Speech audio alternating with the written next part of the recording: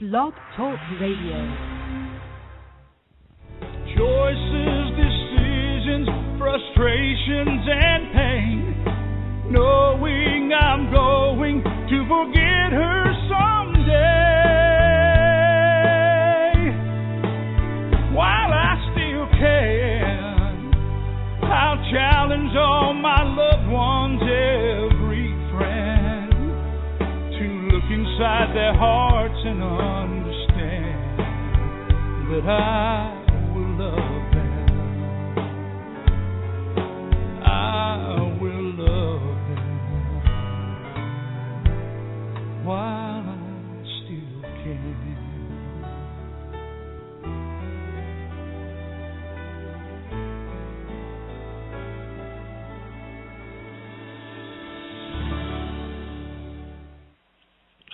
Well, hello, everyone, and welcome to Alzheimer Speaks Radio. I can't believe it's almost mid-September already. I'm Lori LeBay, and the host and founder of Alzheimer Speaks, and we just have a fabulous show for you today. But before we get started, we always get new listeners, so I just like to let people know who Alzheimer Speaks is and what we're about. And bottom line is we're an advocacy-based company providing multiple platforms to shift our dementia care culture from crisis to comfort around the world. We believe by joining forces and sharing knowledge and having these everyday conversations about life with dementia, we can remove the stigmas attached to memory loss and help those living with this disease. Together, we can help everyone understand the true needs and the resources that are so many out there for them, but are hidden in the crooks and crannies. And so we really want to give voice and hope. That's really what we're all about.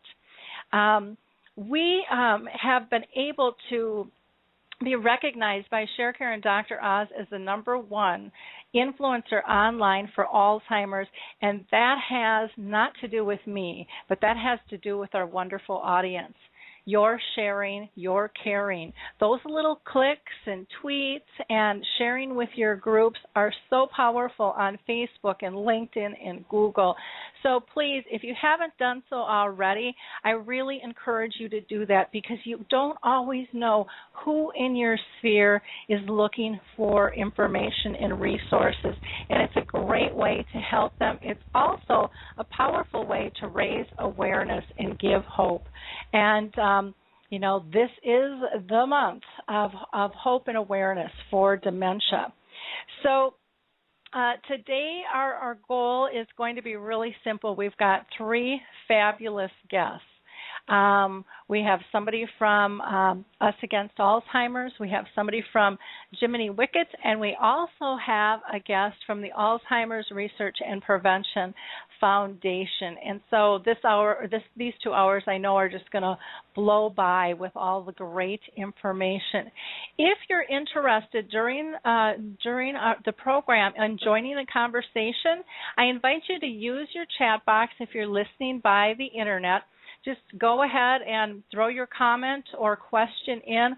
I'll try to be monitoring those as we go, or you can always call in live to the show, and that number is 714-364-4757.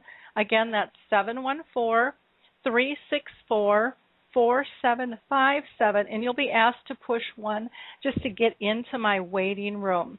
And before we get started, I always like to toss out a few names here to help people with resources. And the first that always comes to mind is Alzheimer's Disease International. Many people are looking for a support organization in their area, and Alzheimer's Disease International is the organization of all the Alzheimer's associations throughout the world. So you can just go to www.alz.co.uk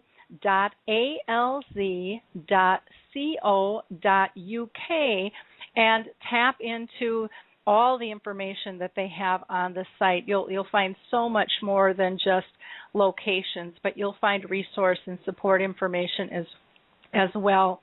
And then many people have contacted me about Lewy body dementia just being different, and they do have their own association. And so you can go to www.lbda.org. That's lbda.org for the Lewy Body Dementia Association. And the Purple Angel Project is really close to my heart. If you have not checked that out, I really recommend that you do. The Purple Angel was started by our friend Norms McNamara across the pond, and it is going all around the world, and it is helping people identify and raise awareness of dementia in a dignified fashion. Gary LeBlanc, for many of you who have heard about the hospital wristband program, it has incorporated that, and they're kicking that off in Florida, and that's already expanded into other hospitals. This is a major, major feat to have one symbol that's accepted around the world, and it's just a beautiful, beautiful symbol. And behind that symbol becomes awareness and training.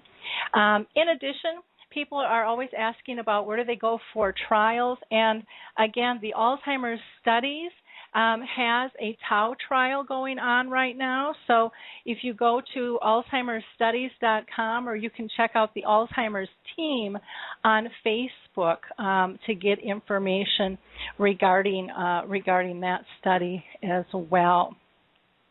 So let me introduce our first guest. Trish now I'm going to go ahead and crucify her name as I've been studying this 10 million times. Vradenburg. I'm just totally screwing this up, Trish. You're going to have to just kill me and correct me when we get here, is the co-founder of Us Against Alzheimer's, a national advocacy campaign and network committed to stopping Alzheimer's by 2020. She's also a playwright, an author, a comedy writer, and an advocate who has written for television, like shows like Designing Women, which was one of my favorites, along with Family Ties and Kate and Allie.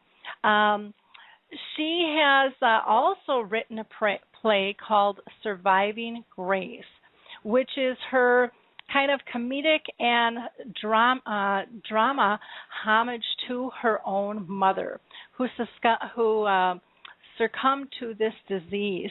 And it was produced at the Kennedy Center in Washington. And I just can't wait to talk about this play, because I know how deeply Trish just loved her mother, and I just think this is such a cool thing for anybody to do, a creative fashion, one that allows people the insights to the disease, and I'm sure her mother would be extremely proud of her work and all the advocacy that she is doing with the Us Against Alzheimer's Foundation, or organization. So, Trish, welcome to the show, and please pronounce your name. I'm totally tongue-tied on it this morning, and I very much apologize. That's okay. It's Trish Vradenburg. Vradenburg. I mean, I married for love, not for that last name. My former name was Lerner. It was so easy, but it was worth it. Well, Vradenburg. Now, see, I can say it. I think I was just nervous of getting it right, and then I just got it wrong. And you know what? It's move on and move up. Well, thank you for being so gracious about that. Trish, can you tell us, a little background about what inspired you to write Surviving Grace? And I really want to know about even how you picked that title, because I think that in and of itself says so much. Thank you. When I guess I had started I was writing on Designing Women, and it seemed like my life was finally coming together. My kids were in their teens, which is enough to drive you crazy anyway. And all of a sudden, my mother started acting strangely. And I was bi-coastal then, so she was in Jersey, where I grew up, and I was in L.A. back and forth. And so we finally had her diagnosed, and and my mother, who was totally into medicine all the time. I mean, she was hypochondriacal, actually, and all of a sudden refused to go to the doctor. but we finally dragged her there, and after a number of actually not very friendly doctors, we found a great one, and he diagnosed her as having Alzheimer's. And I watched my mother, who was this lioness of a woman, who had been asked to run for Congress, who actually was named on Nixon's enemy list. For me, that's a badge of courage. I watched this woman descend into the chasm of Alzheimer's. And although I can come to terms with her, I couldn't let her go. So when she died, I totally selfishly wrote it for me because I wanted to see my mother again, and that's what I get to do every time it's staged. I get to see my mother in different bodies, but I get to see her up there again. So that's why I wrote it. Writing is so healing, and I don't think people understand the power of the pen. Well, yes, it is, because it becomes so personal. I've written in a lot of different mediums, and I mean, a book takes like a couple of years to get, go from pen to print, and and TV is great because that's 3 weeks, but this is so immediate. Once you get it done, it's so immediate to just watch it time after time, and hopefully bring people together for a reason. So, exactly. And because I'm a comedy writer, I only know how to get through life laughing rather than crying. Well, so if you've got a choice, that's a beautiful way to go. I think sometimes what I have found, and tell me if you've seen this too with others, is so many times people give up their laughter. They lose it to disease and chronic illness, thinking that it's not appropriate, and it's I think the source of who pretty much all of us are. I don't think I've ever met anyone who doesn't like to laugh. No, it's what keeps you supposedly living longer and younger, and just taking things too seriously, I think, really, really eats at you. And although this is a dreadful disease, you're still able in some way to get some relief. So that's just how I live my life, and we live our life, my husband and I, my amazing husband and I. So. Well, you guys are quite the team. I've never met you personally, and I hope to do so soon one of these days, because you're doing such amazing work. And so I thank you for, just the massive amounts of time and energy and money that you have put into Us Against Alzheimer's. It's incredible what you've done in such a short period of time. And one of the things that I love from one advocate to another is just the fact that you don't pigeonhole yourself. I mean, in terms of this is the way it's always been done. You've gotten very creative in terms of how to join forces and how to really ignite passion and tap into passion that's already out there. And I think that that's been such a big missing element in terms of getting a movement. And engaged is what we say, because we've also started Women Against Alzheimer's, and we have found that not many movements are started by being totally polite, and so we have to take off some of those white gloves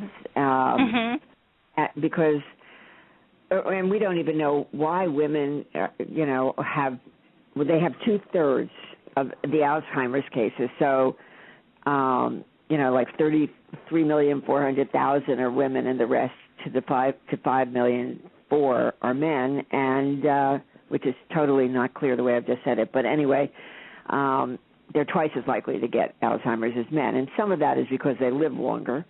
But there are other things that haven't been pinned down, not unlike heart disease used to be just a male thing. And when they realized that women were just having a different narrative, they realized that women, and now it's actually the largest reason for dying for women, they started to look into it more for women, and we want that. It seems very minimal to me to ask, find us out. We're a big population. We're baby boomers at 10,000 a day, so we got to be paid attention to. Anyways, I know I could go on. I'm sorry. No. The show is all to get people talking about their passion, because I think that's what makes it interesting, and that's what engages our audience, and everybody likes to hear everybody's voice of passion, and it makes us think. Makes us. You want passion? I think you've got the right number. I mean, we go and we try to deal with senators and congressmen and pretty much shake them, because I have nothing to lose. And I say to them, listen, if you want to avoid Alzheimer's, die young. If you don't choose that, it's going to come for you. It's an equal opportunity disease, and you will be paying just as much as we. Well, if the government can sustain the numbers, which they can't, they'll go bankrupt. So we're trying, and in this time of the economy with sequestration, it's just so difficult. We're such a non-prophylactic society. We put Band-Aids on, but we don't find out, why that blood is gushing. And if we did it before, which is what you would have with giving money to research, then it would make a difference. Then we could.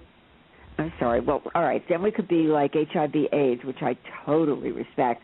They finally came out of the closet at first. I mean, I used to read Variety every day, and so many people were dying from HIV/AIDS, and finally they said, okay, I can't be ashamed of it. I've got to come out of the closet and talk about it. And when they did that, when they became a movement, then Congress listened, and within 10 years, it's now you can do something about it. You can take medicine to stop it from blowing up, and that's all we want. So we want to be there shaking them and saying, and we are obviously, we're the ones who have to testify, because our patients, our victims can't testify. So we are there. Yeah, we are there for them. We're the voice. Yeah. Hopefully. I'd just like to find the ears. Yeah, in Congress.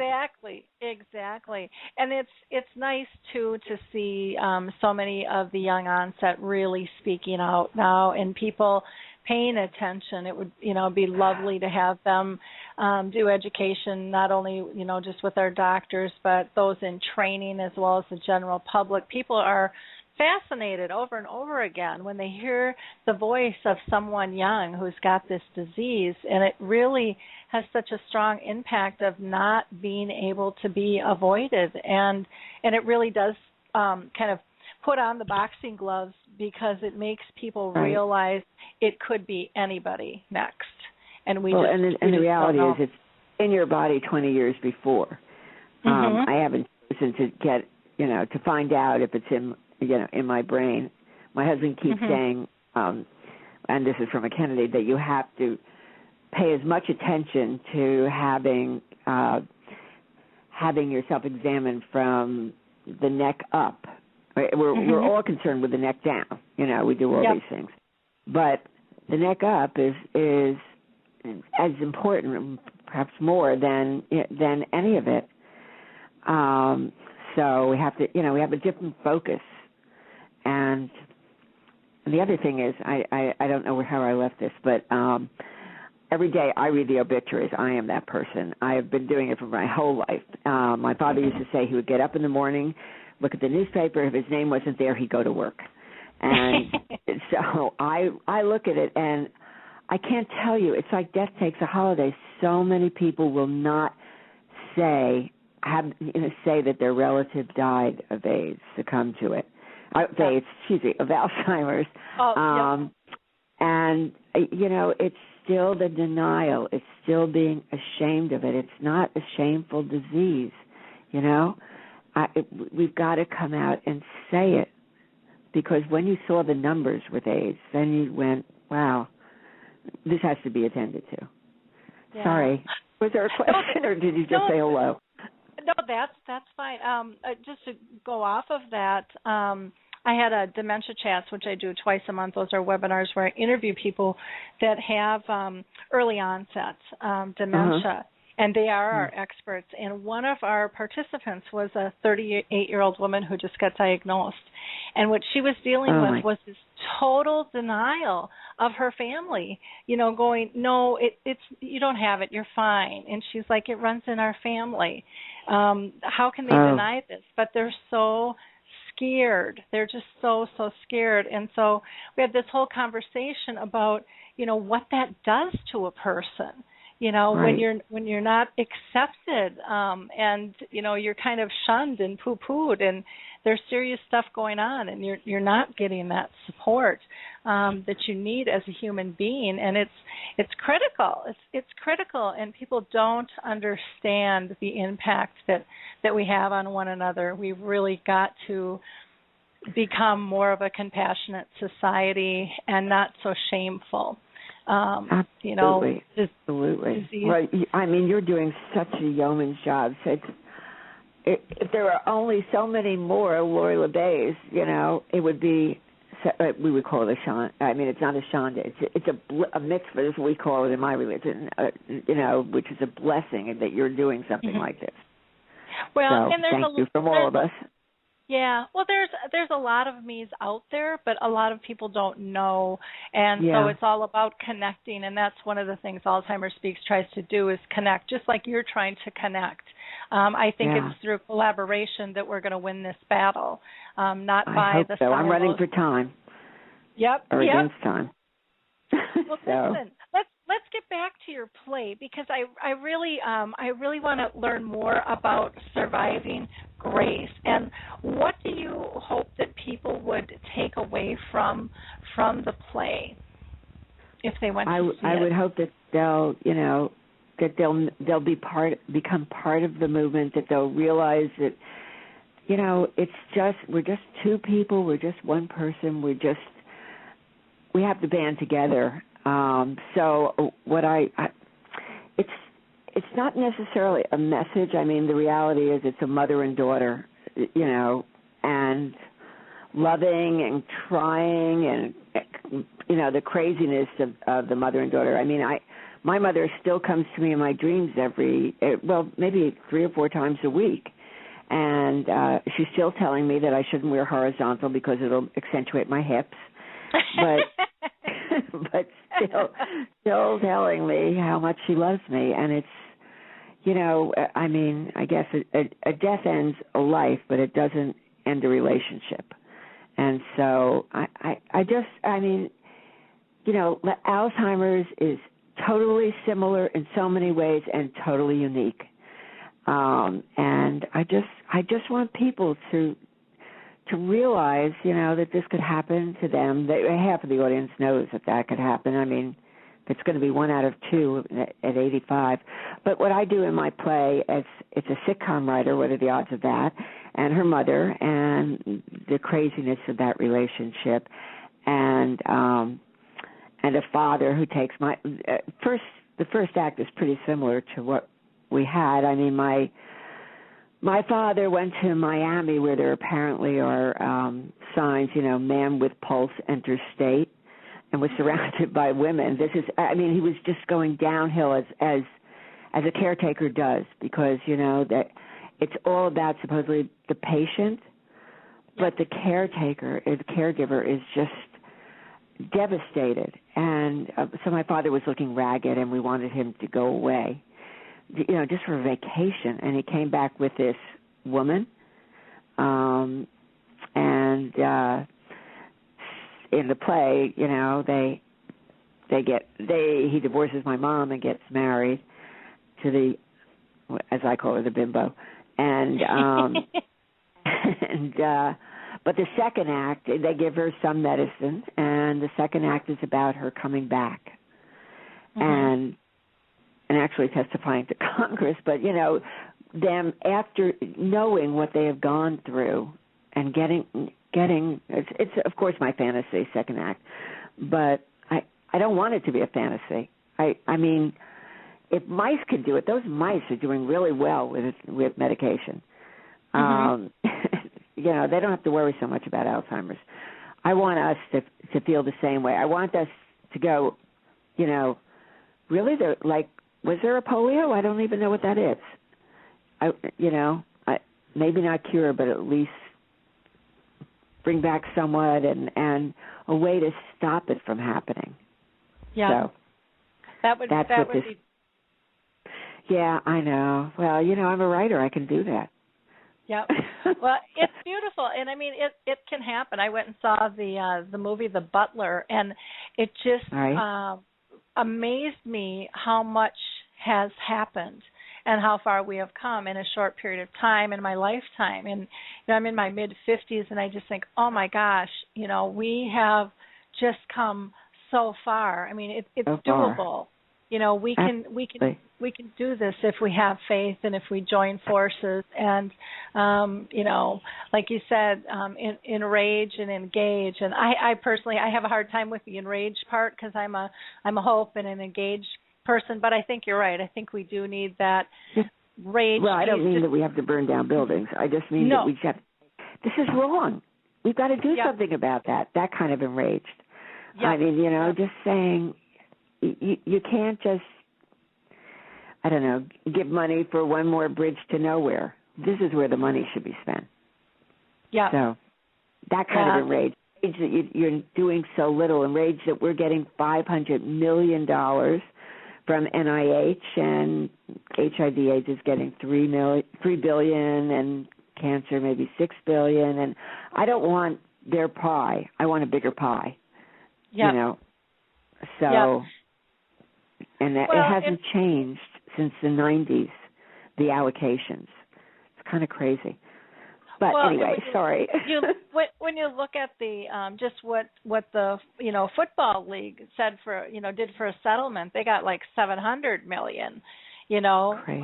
Wow. And it's kind of like, hello, they're getting that in a settlement. And we're supposed to be leading the pack and making changes. What's wrong with this picture? I mean, to me, that should be a slap in the face. Hello.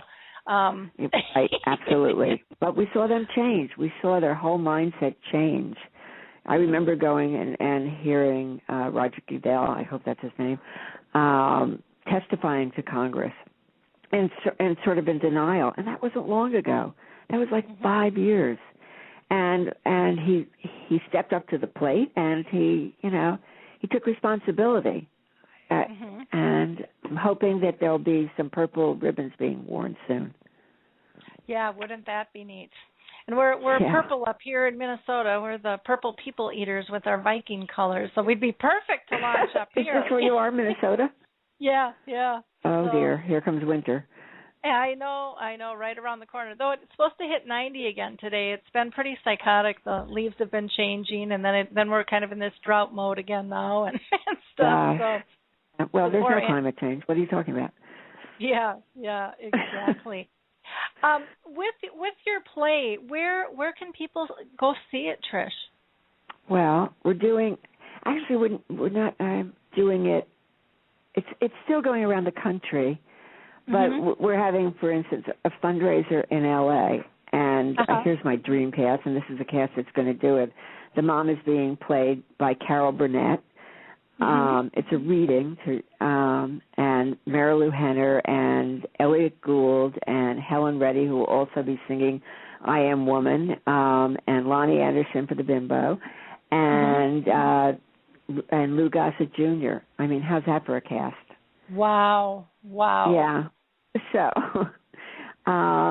So that's on the 25th of September, and then we go to San Diego on the 27th, and it'll be in Phoenix, and it'll be in, I think Florida and Texas, and it honestly is to raise awareness, you know, and to get to people like you, God bless you, who will, you know, who are getting the word out, who aren't just lying down and say, whatever. Yep. Or who, you know, because caretakers are just so exhausted, and I get that. but we just want them to do something they can do from their home as well. I used to be a speechwriter for a senator, and that was my very first job, and I know how one letter, one email, it stands for 100 to a senator or a congressman. So that kind of involvement for USAgainstAlzheimer's.org or Women Against Alzheimer's, because, they have to know if they think in their mind if the people aren't interested or don't care enough to speak out, we don't have to do anything about it. Yeah. We just have to work within that system. Exactly. Well, I would love to see your play come to Minnesota. We have an absolutely fabulous theater community up here that would really embrace it. I had told you earlier when we were talking offline about the play, My Mother Has Four Noses, right. And I went to that, and she had to add extra sessions in for it because, it was just sold out, and it was just a wonderful, brilliant thing, and people were just learning so much, got a standing ovation, and again, it was just all about raising awareness, and right. So we, like I said, we're kind of like the little mini Apple here in Minneapolis and St. Paul. We really do have a community. Yeah, that would really embrace that. If you can maneuver it my way, that would be sweet. Absolutely. We've been having. Do you know who Diane Rehm is? I do not. No, she's a talk show host as well on NPR every day. So she's done The Mother here at the Phillips Collection in D.C. And and she'll be doing San Diego too. So she's fabulous. Oh, nice. Anyway, we'd love to. Wonderful. Let's sign up now. Good. Well, let's talk about Us Against Alzheimer's and your recently launched Women's Against Alzheimer's Network. Can you tell people a little bit more about that, and how would women get involved? How can they engage with you? They can either send to, just go on to USAgainstAlzheimer's.org, and all of this is laid out for you. So you don't have to leave your living room, though I would certainly love someday to have 100-woman march in Washington. But if you can't do that, and I get that, then you can do it just from your home and become part of a movement. And that's, as you saw with the butler, or with anything, with the women's movement, that you just have to be engaged in that. So you have to check in and say, I care. And, so, it's all about funding for research and funding, to get it going. Cameron is now getting involved for the G8 for Alzheimer's. He's declared that as the, a big movement that the world has to be involved in. And you can do that because of these computers. You can do that at home. So that's how you can get involved. You can get it as much or as little as you can do. We'll take it. That's what we're about. And the women's movement, unfortunately, will be losing a lot of what they gained in the workplace because, with 15 million caregivers, and 10 million of whom are women, and people have to quit their job and, stay at home because this is a 24/7 disease, and, you worry about it. One of my closest friends, Meryl Comer, had to quit she was on air and with Mary Povich, and she's amazing. She had to quit her job to take care of her husband, who at 58 was diagnosed with Alzheimer's. He was head of hematology at NIH, and she has had him home for 18 years. It's a life, you know. Wow. You know, she was in Minnesota and spoke at one of the Alzheimer's conventions, and I pulled her aside and talked, and she just has an incredible story and an incredible drive and passion and love, and just she's a amazing. remarkable, she's inside and out. Yeah, remarkable. Yeah, remarkable woman, that's for sure. So, and I think it is really important when you talked about if people, can't physically come to gatherings and meetings and stuff, there's so much you can do by the internet. And again, that's just reinforced by, us being the number one influencer for Alzheimer's, according to ShareCare and Dr. Oz. That's from the likes and the shares and the, those little clicks are extremely powerful because you don't know. It's kind of like the, when you're talking to a friend and that telephone game, and then all of a sudden it ends up being something else, somewhere else. And so on, and all of a sudden you've got a big group saying, demanding what's right. Well, you don't like the demanding word, asking what's right. Yeah. The nice thing is, though, with the internet, for the most part, your message remains consistent from the beginning, unlike somebody verbalizing it, when it's just that click. And then people can interpret it themselves. And, it takes no time, it costs no money, and it's just a wonderful way to be able to help people and engage them. Now, just hope that your audience, who I know cares about this, will go on to Us Against Alzheimer's, see what we're about, see what and see how you can be part of it, not watching from outside, but being active inside. Well, and one of the things that when I had George on that I told him was, that I loved is you guys have really made it so easy to contact, Congress and get politically involved. I mean, it's so simple.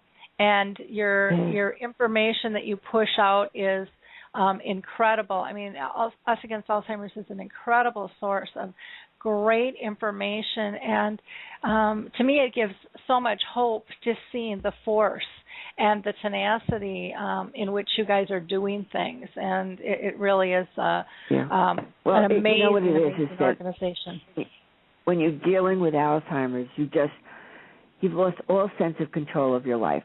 You feel like you can't do anything.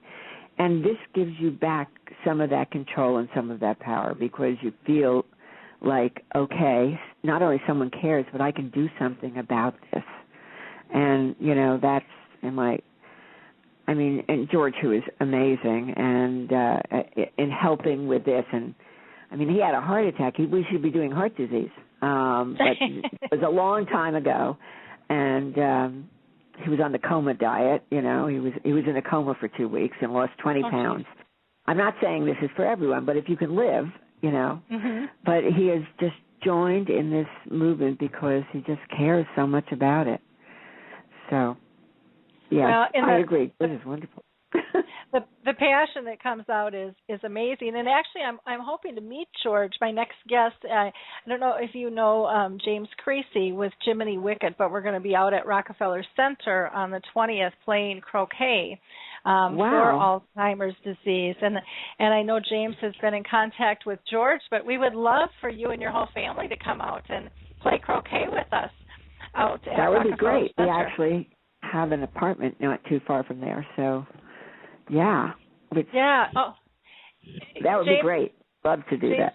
He has developed this amazing adaptive croquet game, and it's and he'll be talking next about it. I shouldn't give too much away, but just an incredible man doing wonderful things and intergenerational.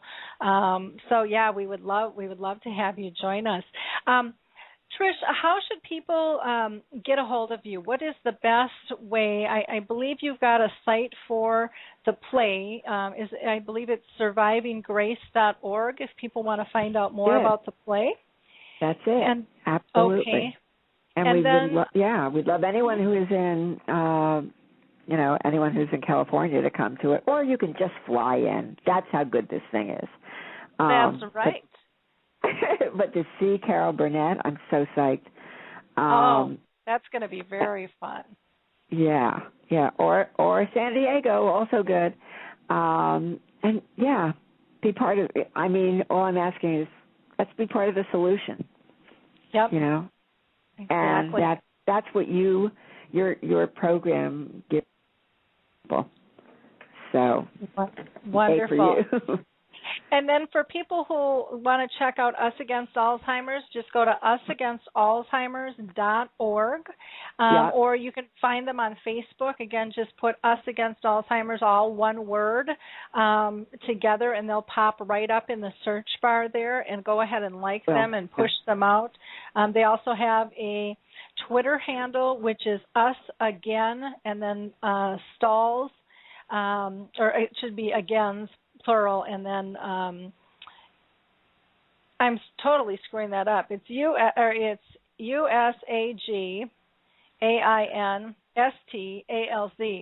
I'm just not doing good with my little letters and reading today. It's usagainstAlzheimers.org. And the Alzheimer's doesn't have a, let's see. It's, apostrophe. Yeah, apostrophe. Sorry. Yep. After the R, so it's one word, usagainstAlzheimers.org. But you'll get there even if you do put that apostrophe in. They'll just ask you if you really meant to do this. Exactly.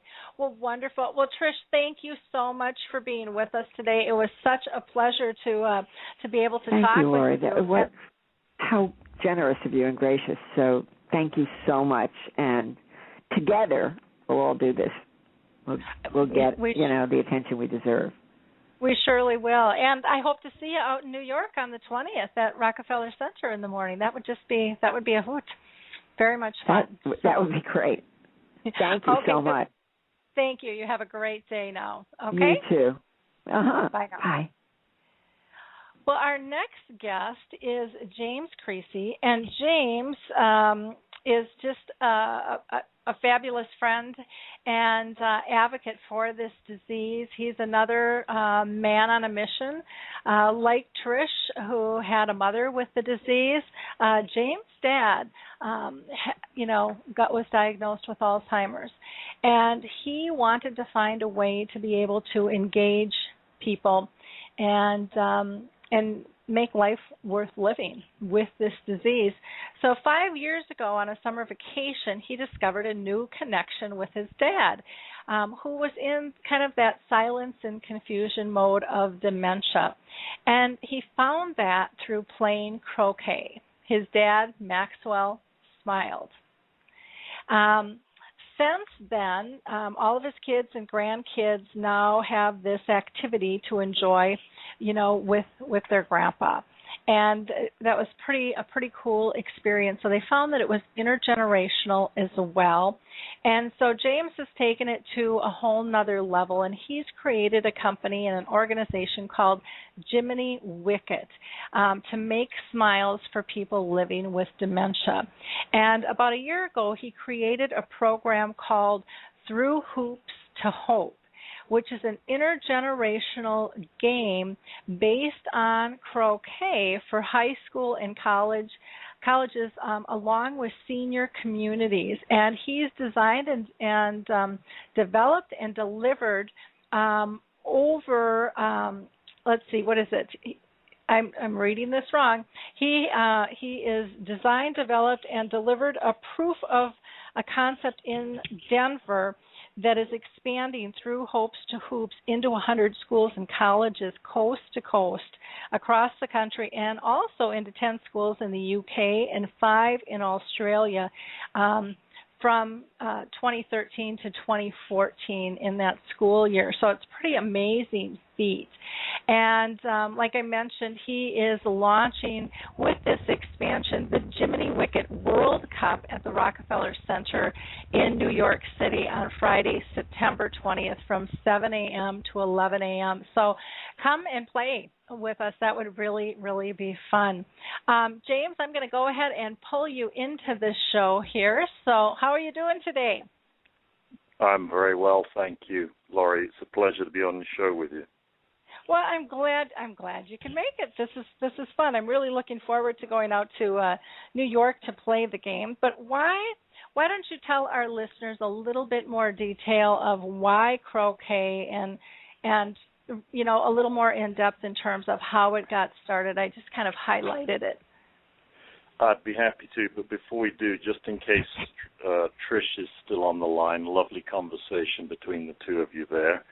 And I know that you invited her. I want her to know that Jiminy Wicket himself invites Trish and Alyssa and George to come along and play. And after George was on the Today Show last week with Maria Shriver, Alyssa sent out the most wonderful little email, said, "Have you seen my father?"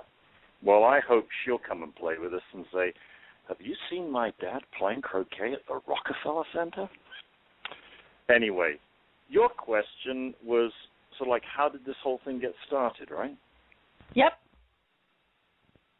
Well, 5 years ago and 1 month, I was taking my mother and father on what we thought was probably going to be their last summer vacation together. For more than 15 years, they'd been going to a little hotel in southwest England, in Cornwall, called the Nare, N-A-R-E. You can look that up online. And I really had no idea how I was going to spend like 10 days with my mother and father. I'd never been on vacation with them as an adult like this. And here is my father struggling with the effects of and his demise in the face of this insidious thief called vascular dementia. He actually had vascular dementia rather than Alzheimer's. A lot of very similar symptoms, though, including the kind of silence and the confusion, the loss of memory, the loss of speech. And he was at the stage where it was difficult for him to even string a sentence together. I had no idea how I was going to deal with the silence and confusion for 10 straight days in a strange environment. For a year now, at that point in time, I've been traveling across the Atlantic because their home is in southeast England. And I've been spending 10 days on deck every 10 weeks or so to give my brothers and sisters and my mother some time off by just being his companion and partner for 10 days, 2 weeks at a time. And I thoroughly believe that when it's possible, Alzheimer's and dementia care is a team sport. You can't do it alone. It was more than my mother could cope with, and she was on deck 24/7. So we were finding ways to give her breaks and spell her by being companions to our father. And my role from so far away, all the rest of my family live locally. I'm 5,000 miles away on the other side of the pond. So my commitment was to spend 2 weeks every 10 or so weeks. And it was possible for me because I'd just been made unemployed. I'd been let go in a corporate reorg. And so as a free agent, didn't have to ask somebody in New York if I could take 2 weeks off, go and spend time with my dad. I could just do it. So the gift of unemployment was a wonderful thing. Albeit nerve-wracking financially, it gave me an opportunity to spend time with my dad that I'd never had before. One day during that year, I remember taking a walk with him because I'd discovered that we could walk together. It was before I'd learned about the croquet thing. And it was a Wednesday afternoon. We're just taking a walk in the park. And he managed to say to me, I'm sorry, I'm not a very good walker anymore. And I said to him, Dad, I said, it's a Wednesday afternoon. This is lovely. Dad, I've waited 50 years to go for a walk with you on a Wednesday afternoon. This is perfect. Don't worry. And we walked, and we looked at flowers, and we looked at the trees, and we looked at animals, and then we went home and had a cup of tea. So here we are now after a year of that sort of time together, on and off. I'm taking them to a hotel in southwest England, to the Nare Hotel. And we've arrived after a 5-hour car ride, and I've never been there. They've been there 15 or more times over the course of 15 years, and they never told me. They never mentioned there was a croquet court. Our family had never played croquet growing up. This was a strange thing. I'd only been playing croquet at that point for like a year with some friends in Denver at the Denver Croquet Club. And here I am, adrift in my own angst about how are we going to be together for 10 days. And flying across the Atlantic the night before, I had no idea what I would do. So we get there, and I'm walking around sort of getting the lay of the land, and I stumble across this croquet lawn, this perfectly kept, beautiful little flat piece of ground, flat piece of beautifully mown grass on the cliff top overlooking the western reaches of the English Channel as it blends into the North Atlantic. And I thought, I think I've died and gone to heaven. I got a croquet court outside the back door of this hotel for 10 days. I know what I'm going to do. And then the idea struck me. I wonder if I could play croquet with my dad.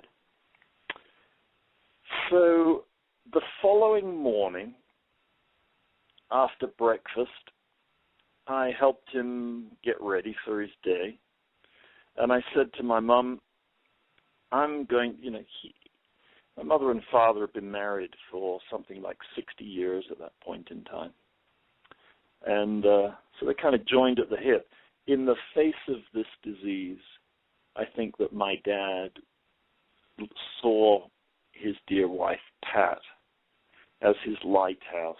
If she was around, he could kind of get his bearings. And if she wasn't around, he was a bit adrift. So I was kind of taking a rather gutsy move to sort of tell her to go off, walk the beach, get her hair done, go shopping, read a book, whatever she wanted to do for the morning. He and I were going to give this thing a try. Well, it worked a treat. And before the end of those 10 days at that hotel had come and gone, we were playing croquet. He and I were playing croquet not only together every day after breakfast, he and I. We were playing with a whole bunch of different guests who got engaged with us. And even though my dad couldn't converse with these people, he could smile at the pleasure he was getting from being around other people and playing this game. I say, this was not something we'd grown up doing. This was stepping outside the box of anything that I was comfortable with or knew or was familiar to me or to him. And the sort of standbys over the years of activity together had been golf, been ping pong, it'd been crosswords together. He used to do the New York Times, the equivalent of the New York Times crossword every day before lunch. Well, that had gone. He couldn't play Scrabble anymore. Chess was too complicated. Golf was too precise. Ping pong was too fast. We'd lost all those different activities that we could have done together. They weren't there for us anymore. Croquet emerged as the winner. And every day we engaged with one another and other folks from at the end of those 10 days, people from Australia, other parts of Europe, other places in the UK, said to us in their farewells as they were leaving, as we were leaving, now that we've had so much fun together, we're going to go home and buy a croquet set and play in our backyard. So as I went back to their home, I commissioned my brother to buy a croquet set. And I remember my mother's comment, well, this is going to be a waste of time, isn't it? A waste of money. Little did she know that croquet set was going to become the tool that my father's children, my father's grandchildren, and my father's great-grandchildren could enjoy with their papa. And as he played, so he smiled. And it wasn't very long before he had begun a routine that was comfortable and familiar enough to him that when a stranger came to the front door, or friend or stranger, came to the front door, if my mother didn't get there first, he would open the front door, welcome them with open arms, and sort of escort them through the house into the back garden. And before you knew it, they had a mallet in their hand and they were trying to play croquet with it. That's how it took with him. Oh, and fun. That was that began 5 years and 1 month ago, and he passed away 4 years ago. But this summer, at the end of June, I took my dear mother back to that hotel, and we played some games together there. It was a kind of pilgrimage for me to make a trip to the place where this all began. So wow, that's the gist of it. That's the gist of how it began. Yeah? So does that make sense? Yeah, it makes a lot of sense, and it just makes me want to go grab a croquet mallet right now and go smack a ball and go have some fun. Next Friday, Laurie, don't forget, next Friday from 7 a.m. to 11 a.m. at the Rockefeller Center in New York City, we're going to do just that. You and I are going to play in Manhattan. And if you Google Croquet Rockefeller Center, you'll see that the only entry in the archive called that Google accesses is Jiminy Wicket Croquet on September the 20th, 2013, and the invitation's there. Oh, cool. So how have you incorporated this into being intergenerational with schools and stuff? We've got about 5 minutes. So that was quite accidental. 5 years ago, I started a program for the Alzheimer's Association that actually just yesterday, we play every Monday morning, indoors in the wintertime and outdoors in the summertime, and yesterday it celebrated its 5th anniversary. It was last summer and the summer before that the high school kids, some friends of mine, volunteered for my program during the summer break, during summer vacation. And I just noticed the magic that happened, like our family had experienced, the generations playing together. If you ask anyone if they've got an experience of croquet, it usually involves many generations of playing together. I was seeing high school students and my seniors with Alzheimer's playing together, and everyone was having fun, and I was nothing to do with it. I was just sitting on the sidelines watching, and I thought, I think here's a model. And so Sydney Oswald, one of the friends, the daughter of one of my friends, said, can we try doing this at my high school across the street? We did. And their principal, Kristen Waters, said, let's give it a try, and we tried it with their National Honor Society, and it took off. And within 6 months, we were doing this at Harvard. We went from South High School, Denver, to Harvard in less than 6 months. Wow. And we go into a high school, we give a TED-type talk on 2 artificial croquet lawns in the gymnasium. And then we play croquet for about an hour. And then right after that, the next day or the next week, I bring in a van load of seniors from a senior community. And we play croquet together for about an hour, and then the school adopts the program. The equipment is given to them, and now on a monthly basis, they will repeat that program, and I don't need to be present to it. It will scale itself. And we had one school now in the UK who said to me, you know what, we don't think we can make that commitment of once a month. I said, really? Well, I'm sorry, if you can't do that, then it's not enough for me to give you all this equipment, because we give away the equipment. We've got some funding, and we give the schools an equipment. So there's no cost to the school, no cost to the care home. And they said, no, we don't think we could do it once a month. We want to do it once a week. Can we do it once a week? And I said, of course you can. Oh, too funny.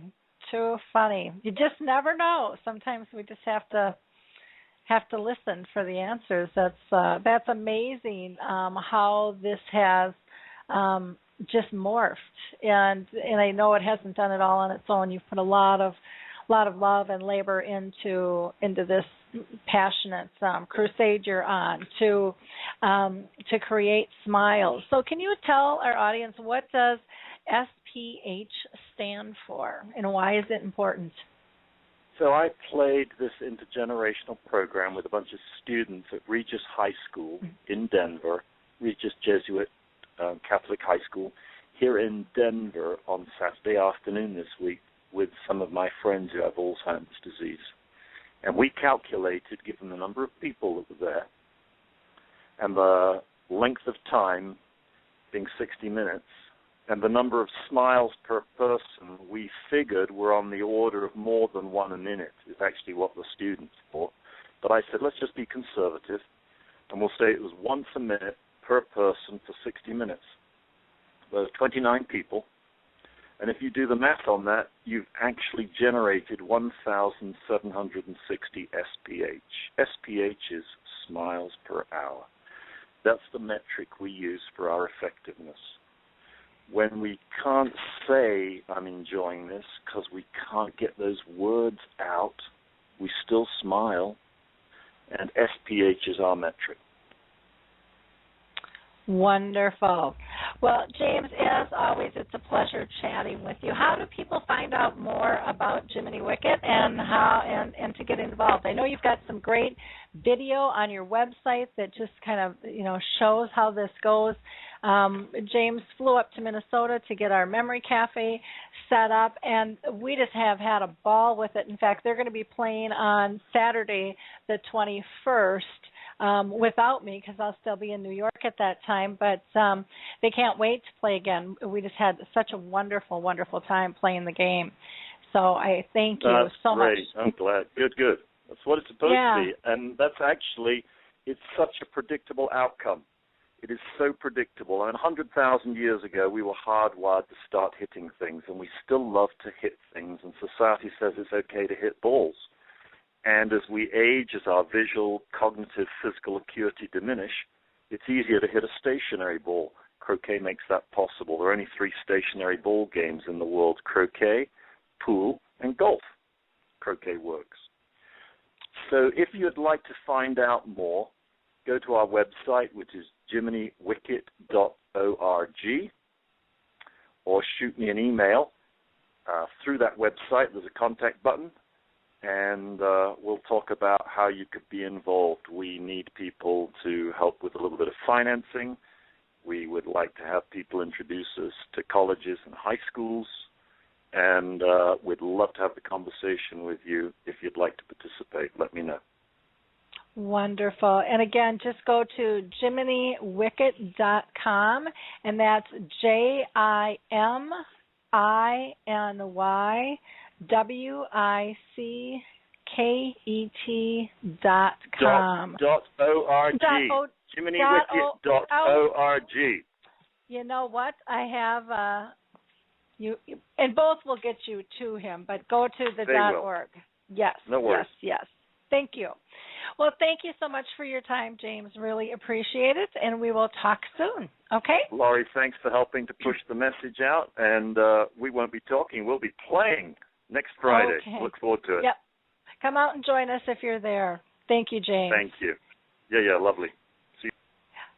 Well, before I go into introducing our next guest, I always just like to kind of give some mid-program highlights of some information that might be helpful. I want to just let you all know, if you have not listened to the last show, which was on the 3rd, Games That Engage for those with memory loss, even though Blog Talk was having some technical difficulties that day, it's definitely worth a listen to. You will find out about some puzzles, and then also a life game of reminiscing, which is called Lifetime, which is just absolutely an incredible and fun, engaging way. I think, again, it's definitely worth a listen to. Our next show is going to be on the 17th, and we're going to talk about brain and nutrition and holistic ways to improve your life's quality. And we're also going to be having Christy Fleming, who's the founder of Disrupting Alzheimer's Project, on, and he's from across the pond as well as Darlene Gipst, who is a nutritionalist and the owner of Nutritional Weight and Wellness. And she's got a worldwide audience.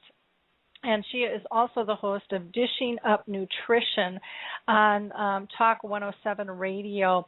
And that's going to be a really interesting show. We also have our Dementia Chats this afternoon. That's a webinar that you can participate in. and ask those with dementia, what is it really like? Get those questions answered. Sometimes we can't ask our clients or we can't ask our family members, but we can ask a third party who's living and breathing with this disease, and the conversations are quite profound. Our last show was on the 27th, and we talked with Dina Dotson. She talked about moving. And she not only moved from her home to a new location, but she also changed areas. Steve Pontiff updated us on he has been taking care of his parents and what that's been like for him. And then Michael Ellenbogen shared his new book, which is now on an ebook, which is available.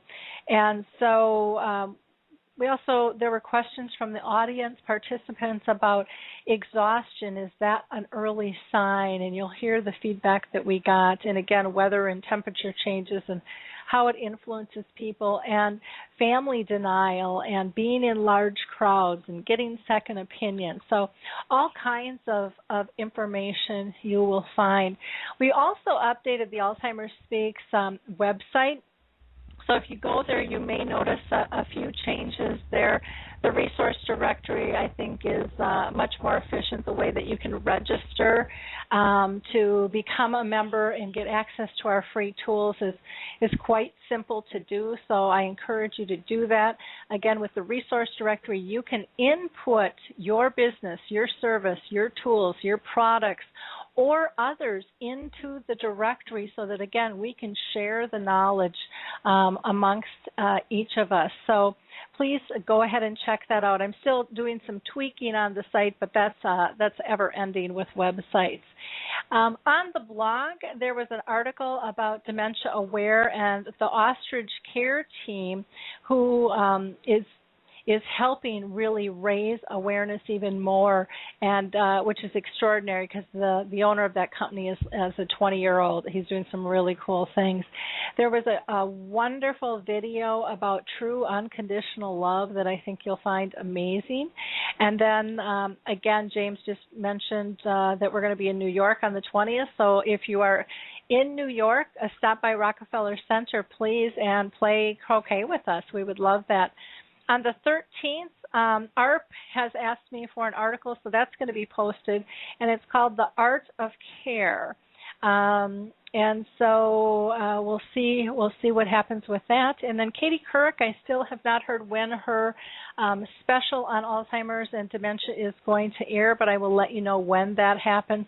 I'm not actually a piece of that, but again, they asked if I would write an article for them for the website. So I'll keep you posted on that. Again, before I introduce our next guest, I want to remind people, if you are in need of support, contact Alzheimer's Disease International. They are located in London, but they are the organization of all the Alzheimer's associations throughout the world. Coral Health has some great music options for people that are quite exciting, and they have a mobile app called Music First, which is definitely worth checking out. The Lewy Body Association, again, if you're dealing specifically with Lewy Body, I would encourage you to go directly to them. And then, of course, the Alzheimer's Studies, which has that great Tau trial going on right now.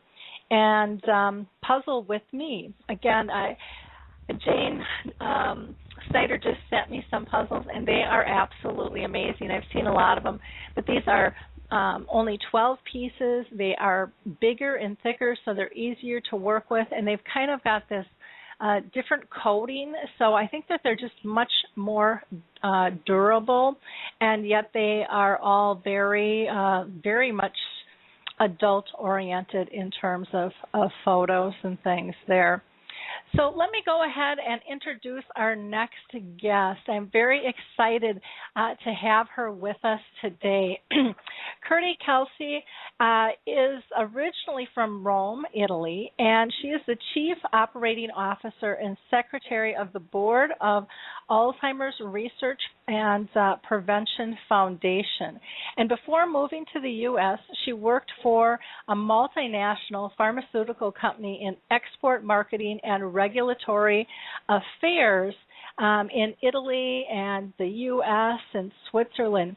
Kirti speaks 5 languages, which I just find fascinating. I'm stuck speaking just English, and I really should take a course because I think I just would love to be bilingual. And she was responsible for single-handedly implementing, managing, and overseeing the opening of a new branch office in Switzerland. Kirti is also involved in supporting her community by fighting literacy through her Rotary Club and supporting her local senior companion program. She's been a yoga practitioner for over 30 years, and she has been a yoga teacher to seniors and people with disability for 20. In her spare time, she enjoys gardening, and I don't know how much of that she gets done because her and I tend to email late at night, so I think she's a kind of a workaholic like me. Welcome, Kirti. How are you doing? Thank you so much for that nice introduction, Lori. It's a pleasure to be with you. I'm doing great and very happy to be here today. And I want to thank you, first off, for your work in shifting the perception of Alzheimer's in our society and for all the support that you offer to all the Alzheimer's patients, the family caregivers, the professional caregivers, the other Alzheimer's organizations at large. And so you're filling a need, and thank you very much for doing that. Oh, well, thanks for joining us. I just think it's so important for the world to come together as one and share knowledge. There's, you know, when I was going through this, when I started going through this 30 years ago, I felt so isolated and so alone. I mean, people didn't even know what the word Alzheimer's was. And so we've gone, you know, leaps and bounds since then. But there are so many different types of dementias, and there's so much help that people don't know. Like me, I think most people think there's one and only one organization, you know, out there. And that's not true. There are organizations, large and small, that can help you. There are books and videos and blogs, and you know, the social media has just made it so much easier to connect and find not only the resources but the hope and the support, which I think is really critical. So I'm very excited to have you with us and to be able to share what the Alzheimer's Research and Prevention Foundation is all about. How did it get started? And tell our audience, you know, why do you exist? What's the passion that drives you guys? Yes. Well, we were started in March 1993, and by my husband, Dr. Dharma Singh Khalsa, and myself. From his perspective, he was a clinical anesthesiologist and pain management practitioner up at the hospital in Phoenix, and his clinical research showed that lifestyle was an important part of maintaining mental fitness with age.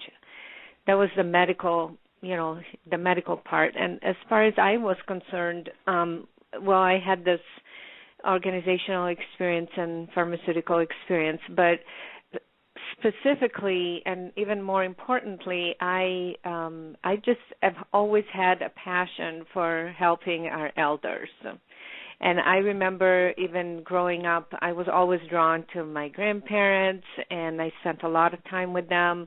And then it just seemed that that's the direction I was headed. And in fact, even now I'm involved with senior companions and, of course, the Alzheimer's Research and Prevention Foundation. So a lot of what I do I'm drawn to and is really with seniors. And so I had this very strong passion to really help our elders because I feel that they're very important in our society, not because somebody gets, you know, older and maybe they can't walk very well.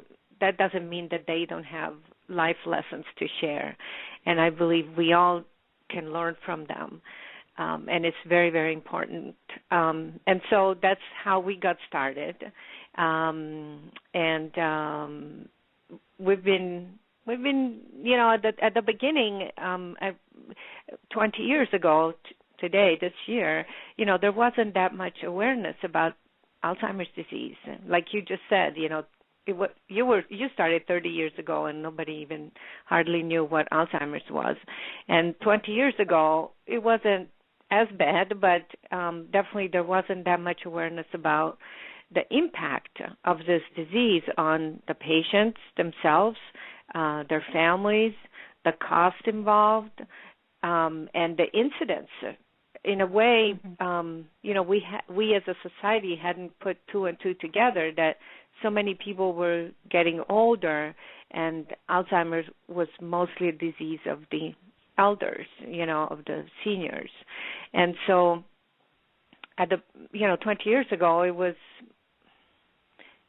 unusual, let's put it that way, to start thinking about Alzheimer's and then specifically what you could do about it. Which is very true. And now, there are so many young people, in their 30s and 40s and 50s and 60s. And the older I get, I'm 54 now, 60s is young, where a few years ago, 60s was older. Well, 60s is young. The 70s is looking pretty dang young to me, too.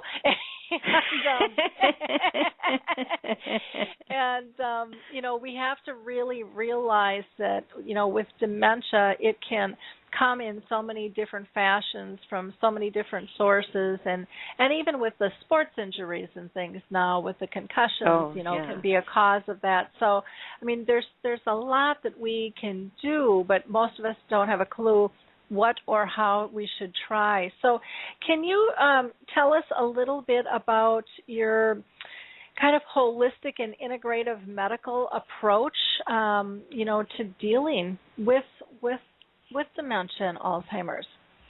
Sure. Well, I wanted to mention again, because history is important. We were, because we started so long ago, we were the first organization to suggest that lifestyle could impact brain function, which to us right now makes sense. Just like, we know that lifestyle helps with heart, cardiovascular issues and heart disease. And so, but at the time, this was, again, very new. So our holistic program is called the 4 Pillars. We call it the 4 Pillars of Alzheimer's Prevention. So the first pillar is diet and supplements. The second is stress management. The third is physical and mental exercise. And the fourth is pharmaceuticals or prescription medications, because it is a medical program, and so we do believe that for some people in certain cases, medication is definitely indicated. So regarding diet and supplements, let's go in a little bit in depth about each one of them. Diet and supplements, as I mentioned before, about cardiovascular disease, we know that what works for the heart works for the head. So the main thing that works for the heart is a low-fat diet. We all know about, managing your cholesterol, your blood pressure. So these same risk factors apply for the brain, because it's in the same body, right? I'm not a medical person, but to me it makes sense. If we have an issue in one organ, it's going to reflect in other organs as well. So it's going to have an impact. So the diet that we advocate is 20% fat, most of which, if possible, should come from good sources like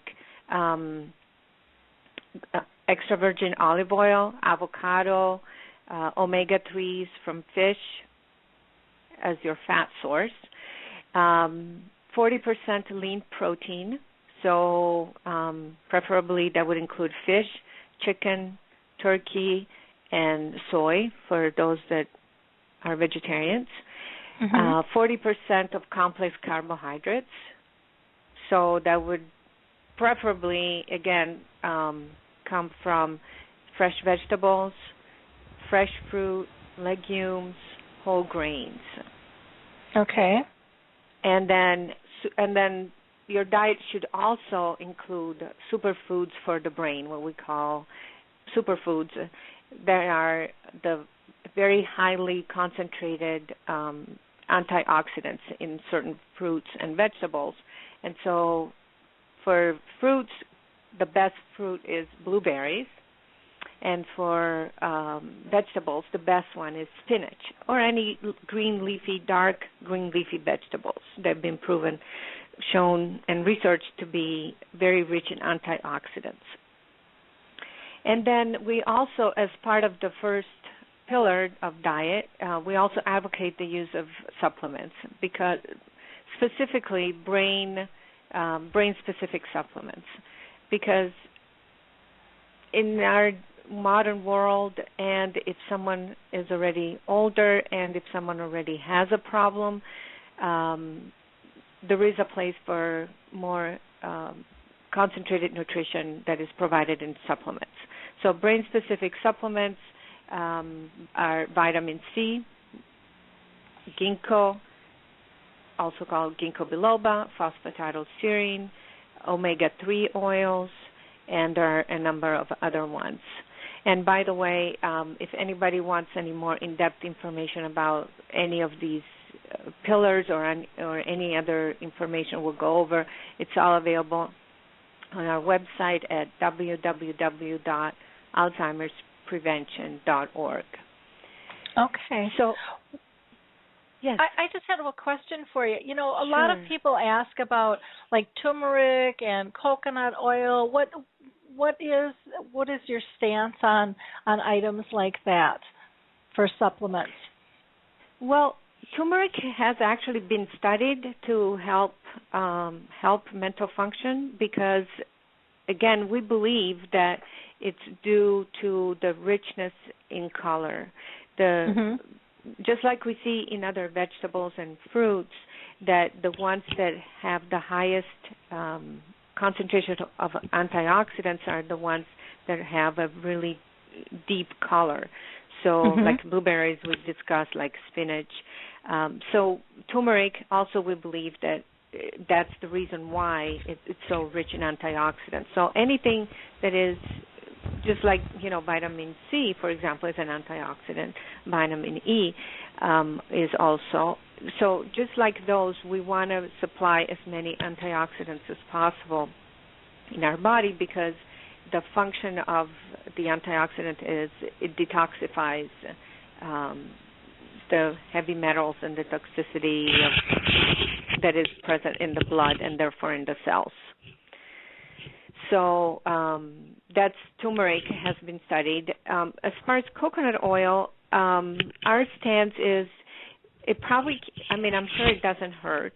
I know it's a lighter source of fat, and it's more easily, it doesn't have cholesterol, and it's easily absorbed.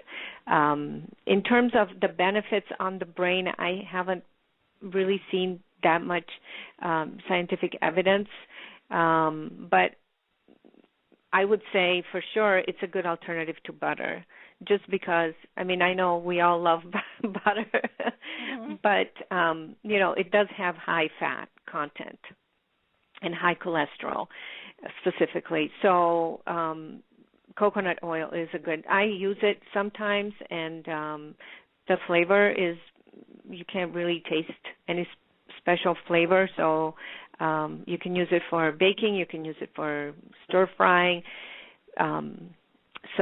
But in terms of scientific evidence, I think there's still not that much scientific evidence out there. Okay. Jury's still out on that one, huh?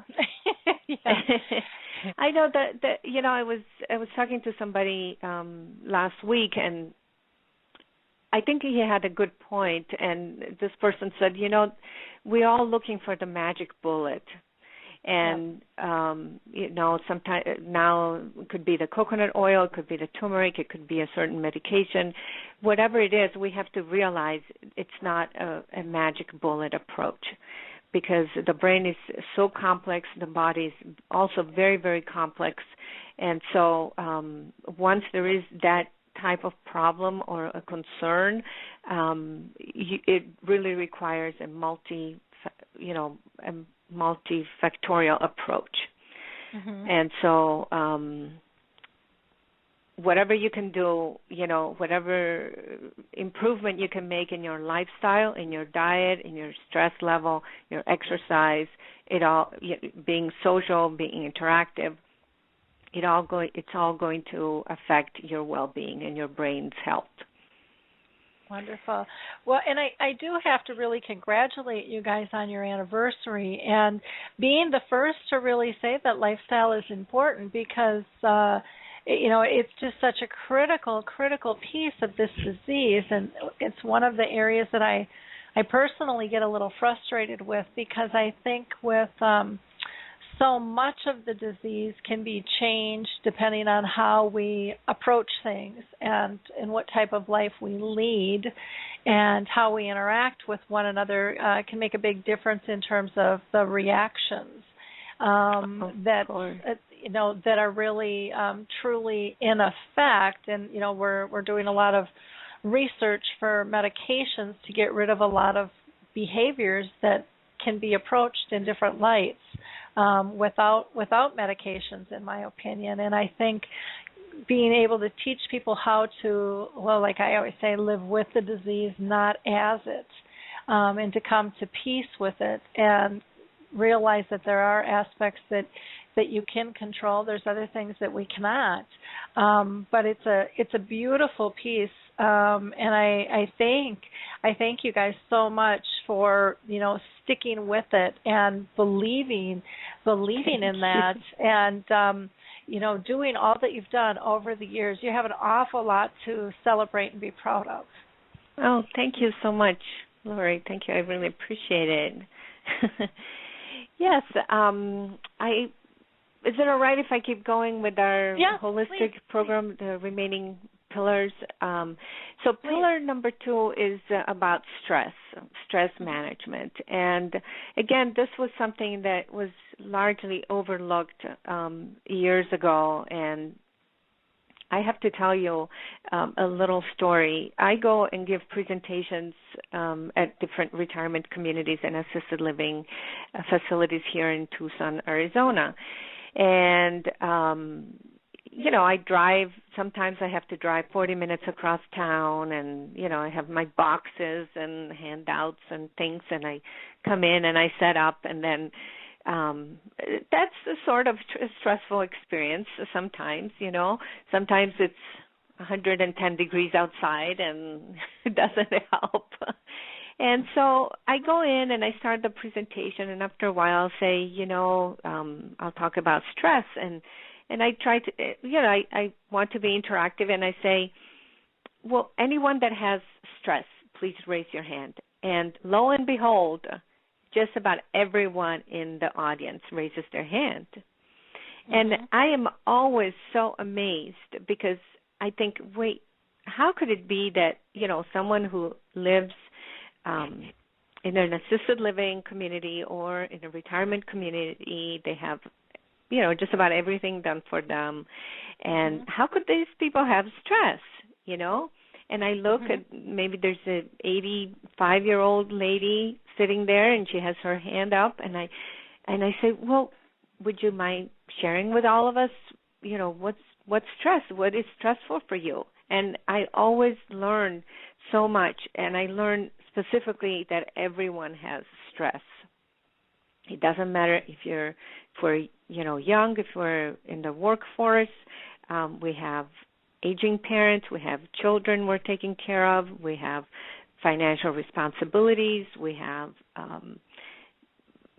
the economy, we're concerned about our mortgage, we're concerned about our health, we're caregiving for someone. We all have stress. And so the bottom line the ARPF advocates is you really cannot overlook your stress level. You need to manage your stress because stress releases cortisol in your body, and cortisol is actually directly responsible for damaging and in some cases killing your brain cells. Mm-hmm. And so we just can't overlook this, in our day and age, and it seems that we all have more going on. Social media is great, like you mentioned, it's a great source of information, but it can also be, whether we recognize it or not, can be a source of stress. And TV, it puts us in touch with everything that is going wrong around the world at the same time. So there's a lot of positives in our lifestyle, but if we cannot manage them, we're just exposed to so much, and we basically don't have the tools. We haven't really developed tools to face so much information. Mm-hmm. So, how do you manage your stress? Well, a lot of us, many of us have not been told about this, and we're not really sure how to do it. So there are many different ways you can manage your stress. There are stress relaxation techniques like visualization, prayer, even massage is a technique, yoga, tai chi, and meditation. So being that there are all these different modalities out there, the Alzheimer's Research and Prevention Foundation, we decided to study a specific meditation technique based on yoga meditation. And it's a simple 12-minute technique, and we've actually found some remarkable positive results. And we can go in depth about this a little later. I don't want to sidetrack too much. Okay. The third pillar is exercise. So physical and mental exercise are crucial to our body well-being and our brain health. And so I think most of us know the importance of physical exercise. The AARP bulletin for this month has a long article on exercise as the number one way to keep your brain healthy as we age. Brain exercise or mental exercise is also extremely important. As you know, you've been talking to other experts, and Max Wallach, who distributes Puzzles to Remember, is also a proponent of course, mental exercise. So anything that you can do to keep your mind alert helps. So whether it's reading, going to a show and then talking about it, or crossword puzzles, of course, jigsaw puzzles. Let's see, what else? I wanted to mention that we have a brochure called Brain Aerobics, and it's full with really innovative and simple exercises that don't require a computer program, simple things that you can do on your own at home, just to give you ideas of how you can exercise your brain. Like, for example, read upside down. Take a paper or a magazine and start reading upside down, and you'll see that you'll be able to read and you'll understand what it says, although maybe, it seems like it's impossible. So your brain has that capacity to adapt and, in fact, loves the challenge. And under mental exercise, I did just mention it, but yes, there are computer programs that are also becoming very popular that exercise your brain. So that's also something to consider. And the fourth pillar is prescription medications. And I mentioned I am not a medical person, so I can't really give any in-depth information about this topic, and I suggest everyone talk to their doctor and evaluate carefully what is the best approach for them and what is indicated, what are the side effects, what works, what doesn't work. And so, but that is an overview of our holistic program for the prevention. We call it the 4 pillars of Alzheimer's prevention. Okay. Well, that was when you were talking, and it was funny. You had mentioned about reading upside down, and I thought, I've never tried that, and I did, and I was like, I'm amazed I can do that. It took me a little bit to adjust, but it was like, and again, that's something that doesn't cost anybody any money to do, and it's not a program you have to go buy. Just pick something up that's already in your house or your office, and give your brain a little run there. So. And it's actually kind of fun. Mhm. It's actually kind of fun. Yeah. Yeah. So, and I'm glad you mentioned Max. He just does such a wonderful job with his puzzles and sharing those. He had sent some out to our memory cafe, and he's just been such a generous young man in all that he's doing in his new book out. That Why Did Grandma Put Her Underwear in the Refrigerator is just a wonderful, wonderful children's book that helps explain. Yes, absolutely. I think it's a great contribution to our households, because in every family there is a need to explain this disease, and so yes, he did a great job. He's a wonderful young man. Well, and I think so many times when we teach our children, we teach ourselves, because we're not always congruent with what we say and what we do. And our kids remind us of that. Now, I do want to mention there's a couple of callers on the line, and I just want to double check, if you don't mind. I'd like to just pull them in. They've pushed one, so it looks like they've got a question for us. Okay, so I'm going to pull in somebody from a 215 number. 215, you're live. If you wouldn't mind stating your name and posing your question or comment. Hi, my name is Michael, and I have a question for your guest there. In reference to brain health and, I guess, lifestyle changes, I'm living with dementia, and I hear that so often, and I'm just wondering if you could clarify this for me. In my feeling is we all benefit from doing those things, not just specifically those folks who are living with the disease. And I think a lot of people are looking at the people who are living with the disease that are part of the problem is the reason that they are having the difficulties is because they're not doing those lifestyle changes. So could you expand on that a little bit further? Sure. I absolutely agree with you. These programs are really a lifestyle improvement, maintaining for all of us. And I'm 50, and I started this program about 10 years ago. So I think it's never too early to start, and it's never too late. I think that when someone is healthier and not necessarily having a memory or cognitive issue, they should start their own brain fitness program. And I think if someone has an issue, a cognitive difficulty or a disease, they should continue with this program as a way to prevent or slow down the progression or prevent further deterioration. So, that's our approach. You're perfectly right. Okay, great. Thank you very much. Thank you very much for the call. Thanks, Michael. I'm going to go ahead and check with our next caller. Is from a 250 number. 250, you're live. If you wouldn't mind stating your name and asking your question. Hello, Lori. This is Daniel Potts in Tuscaloosa, Alabama. How are you? Well, good. Thanks for calling in. I haven't talked to you for a while, so it's wonderful to hear your voice.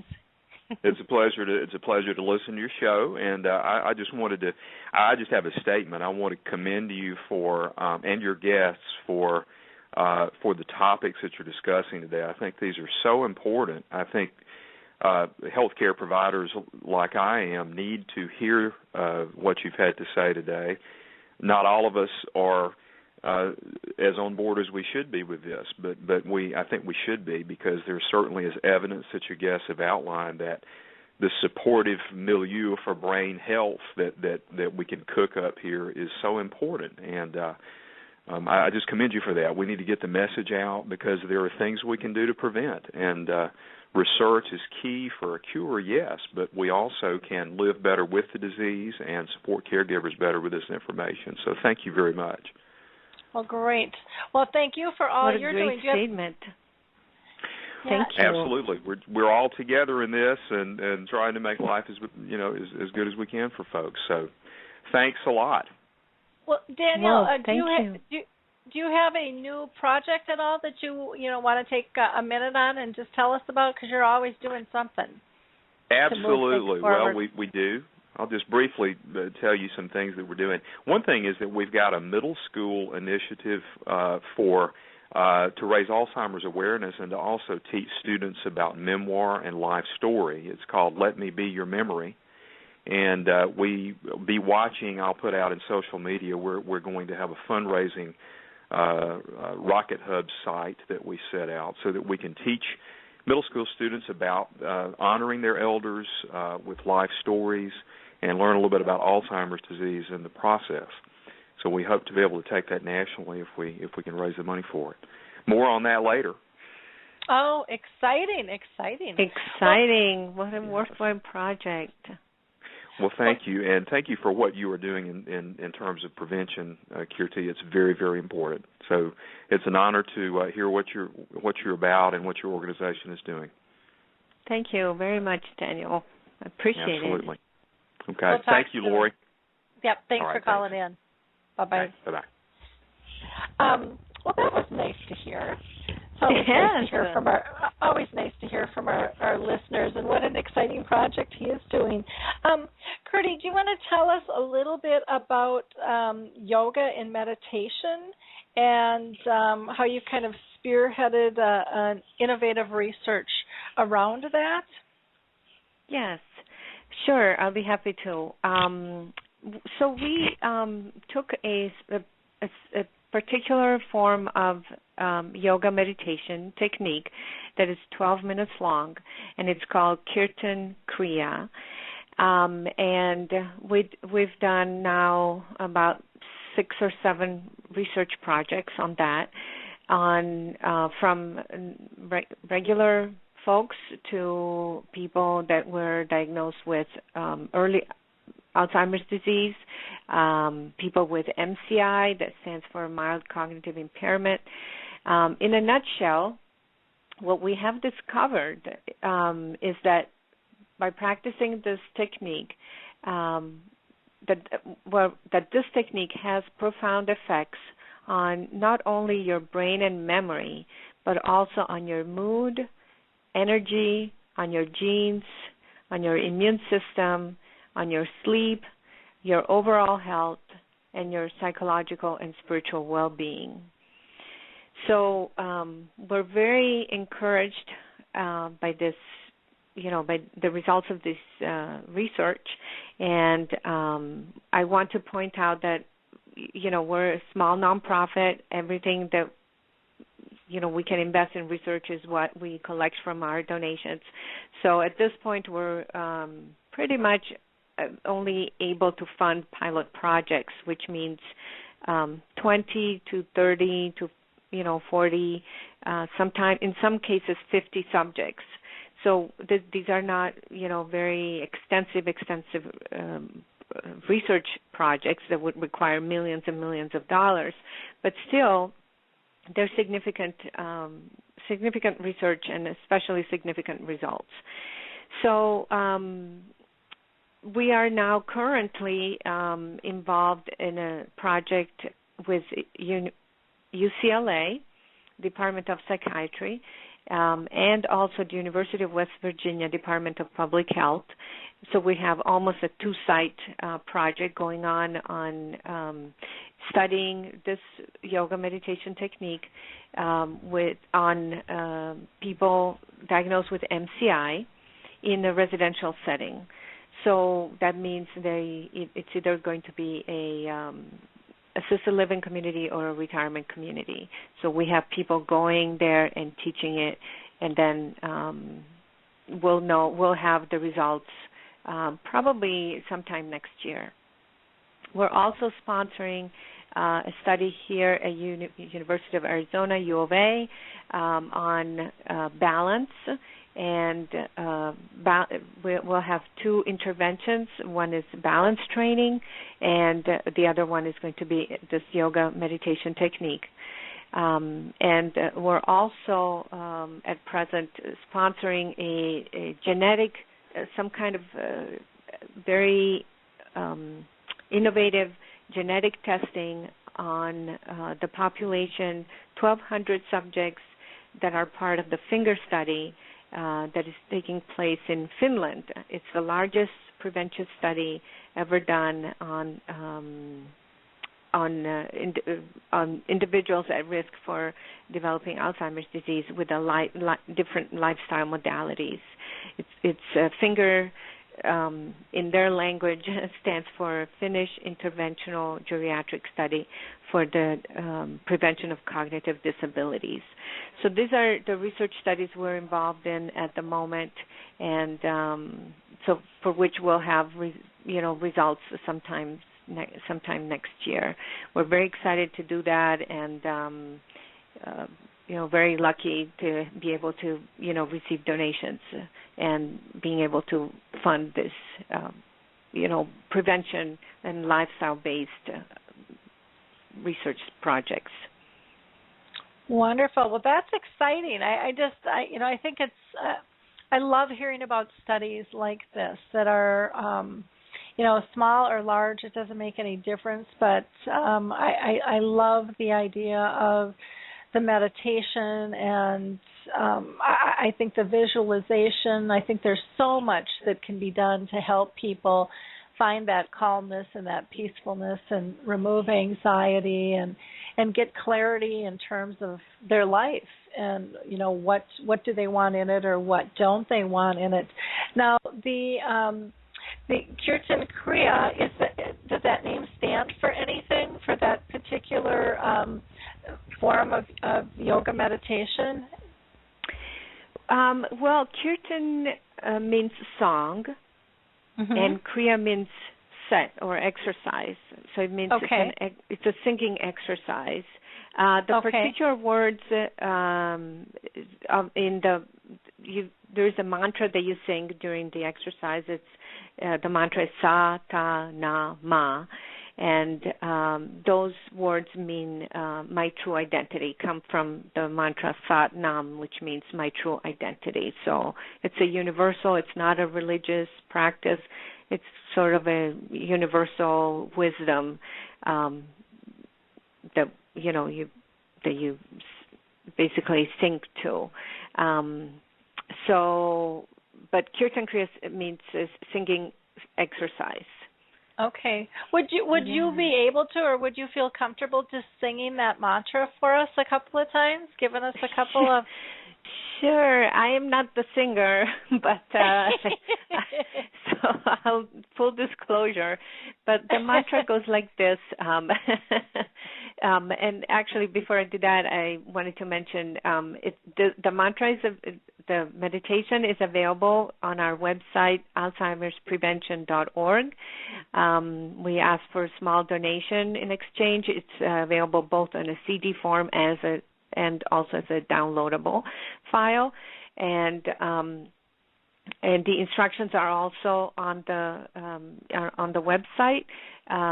But if someone wanted to take them down, you would sing 2 minutes out loud, 2 minutes in a whisper, 4 minutes silently, 2 minutes out in a whisper, and 2 minutes out loud. So it's a cycle.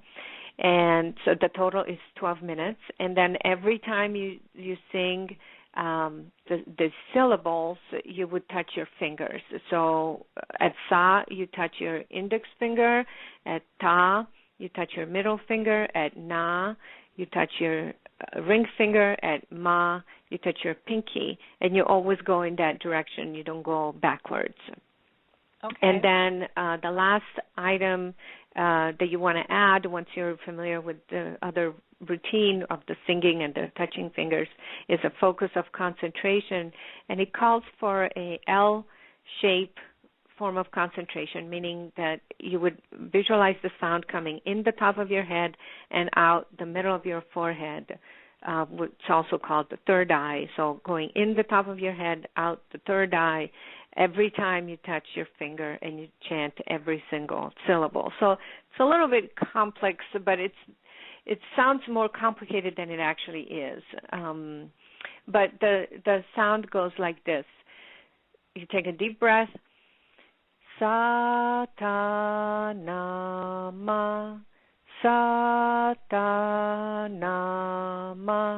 Then you go into the routine of the 2 minutes, out loud, 2 minutes in a whisper, and so on. So that's the yoga meditation technique. Okay, wonderful. And your voice was lovely. That was great. That was great. I was just going to say, did I sing in tune or out of tune? No. It was great. I've done some mantras to that effect before, and it's amazing what it does to your body. I mean, you can't even put it into words. So I really encourage people just to sit and kind of roll with your fingers. Those touch points as you do that. I think you'll find some amazing results in terms of doing that. Definitely go to their website, the Alzheimer's Research and Prevention Foundation website, to get that download or order that CD. I'm a big believer in meditation, and I also believe in yoga, though I haven't been doing it. I did it for a while, and then I quit, and I need to get back and stretch that body. You didn't quit. You took a break. Yep. And I really do need to get back, because, boy, you can just feel the difference, in your body. And, that's powerful stuff that, we think we're too busy to take care of ourselves, and we really need to work that in. That's something I wish, growing up, I wish that was something my family would have taught me, but, we didn't have that type of routine. And I know that I still haven't taught that well to my daughter in terms of taking care of oneself and how critically important that is. I'm still beating the wrath of taking care of everyone else and getting things in perspective. I've kind of switched my models, but I think it's so important for us to talk about and then to practice as well. So again, you guys are doing some really, really neat things. Do you want to tell us a little bit about how you're planning on celebrating your 20th anniversary and what you've got coming up in the plans to commemorate that? Yes, of course. So this is the most exciting news, so to speak. Everything is exciting. But so we've, throughout the year, we've been offering special free teleseminars and contests, and with prizes and giveaways. And of course, we've had a number of presentations across the country and events we've participated in. So again, the up-to-date schedule is on the website, alzheimersprevention.org. But the greatest and the most exciting celebration is going to be on Thursday, November 7th. We're hosting a free webinar with fantastic speakers, one of which is Lori. I'm so delighted to announce this on your show, Lori. And the next, our keynote speaker is actress Mariel Hemingway, who is also an important health advocate and very much involved in natural health and healing, and of course the granddaughter of famed and illustrious writer Ernest Hemingway. And so she will be joining us as well, and our own medical director and president, Dr. Khalsa, who will be speaking about our research and the latest developments in the lifestyle approach to the prevention of the disease. So we're very much looking forward to this event, and there will be more information posted soon. If you don't have time to come and look at the website every once in a while for the latest news, you can always subscribe to our newsletter by going to the website, and you can subscribe there, and we'll be sending you updates with the exact time and various prizes. We're preparing a gala webinar. So please join us. We're very excited about this, and I know that Lori will be a great addition to this program, and we're very excited to have you, Lori. Yeah, I'm thrilled to be working with you. I think it'll be a lot of fun and great information and just uplifting. I think it'll be a lot about hope and promise and what people can do and how they can work together. And again, get some free prizes. But sign up for their newsletter and go to the site. There's lots of great information there. You definitely will not be disappointed, and come and celebrate with us. They're 20 years of service to humanity, and hopefully there'll be another 20 plus moving forward in terms of all the yes. shifting and changes. I mean, you think of even probably when you guys started the organization, being the first really in that space to talk about lifestyle and things, and how far it's come. What do you think it's going to look like in another 20 years? Like it's exciting to imagine the changes that will be made. Yes, very exciting, and we're moving forward, and people believe in this, and just like Daniel, called in, and we're very honored to be able to do this work on behalf of all the people that that are at risk, and all the people that even may not even have the disease, but they just want to stay. They want to stay healthier. They want to have a fit brain and a sharp mind as we all grow older. So we're very honored to be doing this work. Wonderful. Well, Kirti, what's the best way for them to get a hold of you? Through Alzheimer'sPrevention.org? Is that just go directly to the website? You can go to the website. You can subscribe to the newsletter. You can also email us at info@Alzheimer'sPrevention.org. And, I will get the email. If you have specific questions, we'll be happy to answer them as best as we can. Okay. And then for those that don't do the Internet, because sometimes we get people who just call in and listen to the show that way and aren't online, you can always call their number too, which is 888-908-5766. Again, that's 888-908-5766, and they would love to hear from you. Well, yes, Kirti, thank you so much for being with us on the show. I really appreciate all that you offered us, and I really hope that people go and sign up for your newsletter, and also start doing that mantra, the Sa Ta Na Ma, and don't forget to do the touch points with that as well. Get the directions, make a donation if you're able to, and come join the team. Come work with Alzheimer's research and prevention, and be part of the change. Be part of our community at large. Yes, it takes all of us to make a difference. Yep, that it does. Well, listen, you have a wonderful week, and I'm sure we'll talk soon as we plan for this wonderful webinar. And again, thank you so much for all you do, Kirti. Thank you, Lori, for this great show. It was a pleasure, and good luck with all your very, very good work. Okay, bye now. Bye-bye. Have a great day. You too. In closing up the show, I just want to invite you to join us with the Dementia Chats today. That will be at 3 p.m. Eastern, 2 p.m. Central.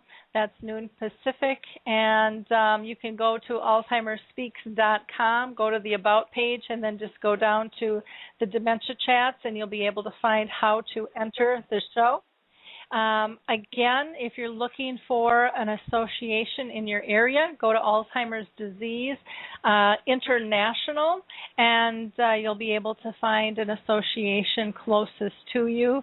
And don't forget the Purple Angel Project. If you're ready to build awareness, you can do that as an individual or a company.